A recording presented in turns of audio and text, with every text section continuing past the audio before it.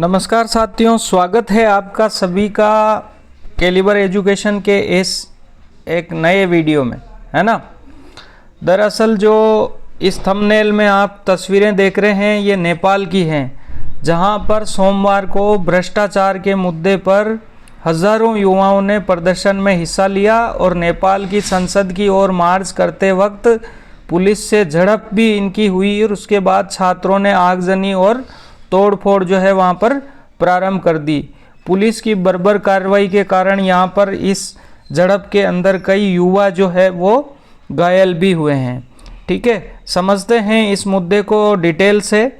दरअसल नेपाल में PM KP Sharma Oli जो है उसकी सरकार ने भ्रष्टाचार और सोशल मीडिया पर प्रतिबंध लगाने के फैसलों के खिलाफ जो है लोगों का गुस्सा सोशल मीडिया पर और जो है सड़कों तक अचानक से भड़क उठा। ठीक है ना। सोमवार को हज़ारों की संख्या में युवाओं ने काठमांडू सहित नेपाल के 1 दर्जन से ज़्यादा शहरों में प्रदर्शन किए और उन्होंने ओली सरकार के सोशल मीडिया पर प्रतिबंध लगाने के फैसले के खिलाफ जो है पोस्टर दिखाए और एक बहुत बड़ा आंदोलन जो है वो किया और नारे लगाए। नेपाल की जेएनजेड का नया नारा जो है वो ये था कि करप्शन बैन करो, कनेक्शन नहीं। क्या था इनका नारा ये था कि करप्शन बैन करो, कनेक्शन नहीं। प्रदर्शनकारियों का नारा था कि सवाल पूछना गुनाह नहीं, ये हमारा देश है, हमें बदलाव चाहिए, है ना। नेपाल में पीएम केपी शर्मा ओली जो है उसकी सरकार भ्रष्टाचार और सोशल मीडिया पर प्रतिबंध लगाने के कारण जो है चर्चा में बनी हुई है। ठीक है, भ्रष्टाचार के खिलाफ सवाल पूछना जो है गुनाह नहीं है और करप्शन और नेपोटिज्म को ख़त्म करो, हमें बोलने दो, सरकार ये अपराध नहीं है, नो मोर करप्शन। इस तरह के हमें बदलाव चाहिए, इस तरह के जो है वहाँ के लोगों ने नारे लगाए। काठमांडू के सोशल मिराज धुमाना ने एक पोस्ट में लिखा है कि अब सरकार हमारी आवाज़ कुचलना चाहती है। नेता अभिव्यक्ति की आज़ादी की बातें करते हैं लेकिन हमारी आवाज़ बंद कर देते हैं, यह बहुत ही शर्मनाक है, हम चुप नहीं रहेंगे। एक अन्य नेपाली यूज़र ने भी इस तरह से अपनी प्रतिक्रिया लिखी कि राजनीतिक परिवारों के बच्चे महंगी गाड़ियां, विदेशों में पढ़ाई और शाही ज़िंदगी जी रहे हैं, वो भी जो है पैसा हमारा ही है, यानी जनता के टैक्स के पैसों का दुरुपयोग हो रहा है। इस तरह की मांग करते हुए जो है नेपाल के युवा थे, उन्होंने संसद में प्रवेश करने के लिए जो है ज़बरदस्ती उसमें प्रवेश कर लिया। ठीक है, एक प्रदर्शनकारी छात्र ने यह भी बताया कि कुछ देर पहले पुलिस ने उन पर गोलियां चला दी, है ना। गोलियां चलाने से कई व्यक्ति इसमें घायल भी हो गए और संसद के अंदर से भी गोलियों की और इस प्रकार की मारपीट की आवाज़ जो है वो सुनाई दे रही है। तो इस तरह से वहाँ के जो है लोग सड़कों पर उतरे हुए हैं। अब थोड़ी सी बात कर लेते हैं भारत नेपाल संबंधों की, है ना। तो भारत नेपाल रिश्तों में भी तनाव की जो एक वजह है उसको केपी शर्मा ओली को माना जाता है। ठीक है, क्योंकि नेपाल की राजनीति का जो एक ऐसा नाम है जो बार बार लौट कर आते हैं और साथ ही लाते हैं एक नया जो है विवाद। कौन सा विवाद? दरअसल जो है केपी शर्मा ओली जो वहाँ के पीएम हैं वो चीन का समर्थन करते हैं। चीन का समर्थन करने के लिए वो क्या करते हैं कि अयोध्या पर भी सवाल उठा चुके हैं और केपी शर्मा ओली ने योग को भी नेपाली जो है बताया था। ठीक है, चौथी बार जो है ये पीएम बने ओपी शर्मा ओली, केपी शर्मा ओली, और बार बार ये यही जताते हैं कि वे भारत से टकरा कर भी चीन के सहारे खड़े हो जाएंगे, यानी वो भारत से चीन की परस्ती में संबंधों को टकराट की ओर हर बार लेकर जाते हैं।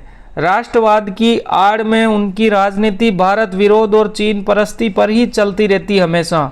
हालांकि नेपाल में ही ऐसे आरोप लगते हैं, नेपाल की जनता ये आरोप लगाती है कि केपी शर्मा ओली जो है अपनी विफलताओं को छिपाने के लिए बार बार भारत के साथ जो है ये क्या करते हैं, विवाद को छेड़ते हैं। ओली की कहानी जो है असली वो शुरू होती 2015 से। पहली बार ये प्रधानमंत्री बने और उसी साल भारत नेपाल सीमा पर जो है नाकाबंदी हो गई और पेट्रोल पंप वहाँ पर सूख गए, तो ओली ने पहली बार चीन से जाके तेल खरीद लिया। ठीक है, 73.5 मीट्रिक टन की खेप जो है इन्होंने चीन से मंगा ली। ये सिर्फ तेल नहीं बल्कि कूटनीतिक संदेश था कि नेपाल जो है अब भारत पर निर्भर नहीं रहेगा। अगले ही साल चीन से इंटरनेट कनेक्टिविटी की डील भी इन्होंने कर ली और अपने संबंधों को मजबूत किया। ठीक है, बेल्ट और रोड इनिशिएटिव के तहत भी 1900 करोड़ रुपए की मदद लेकर के नेपाल चीन के कर्ज जाल में बुरी तरह से फंस गया। कर्ज माफ़ी के लिए चीन की मिन्नतें करनी पड़ रही है। ऐसी स्थिति केपी शर्मा ओली की नीतियों के कारण आ चुकी है। ओली ने भारत के साथ सांस्कृतिक टकराव भी छेड़ दिया। कैसे कि सीधे आस्था पर चोट करके हुए उन्होंने कहा कि असली अयोध्या नेपाल में है, भारत की अयोध्या तो नकली है। नेपाल के वीरभूमि के जो है थोरी को इन्होंने असली अयोध्या बताया और राम सीता से लेकर दशरथ के यज्ञ तक सब कुछ नेपाल से जोड़ने की इन्होंने कोशिश की है। ये बयान भारत ही नहीं बल्कि नेपाल में भी एक बहुत बड़ा मजाक और नाराज़गी का कारण बन गया। 2020 में ही नेपाल का जो है आपके क्या होता है, 2020 में ही नेपाल के जो है केपी शर्मा ओली ने नया नक्शा जारी कर दिया। भारतीय इलाके लिपुलेख, काला पानी और लिपियाधुरा जो है इन्होंने उसमें दिखा दिया।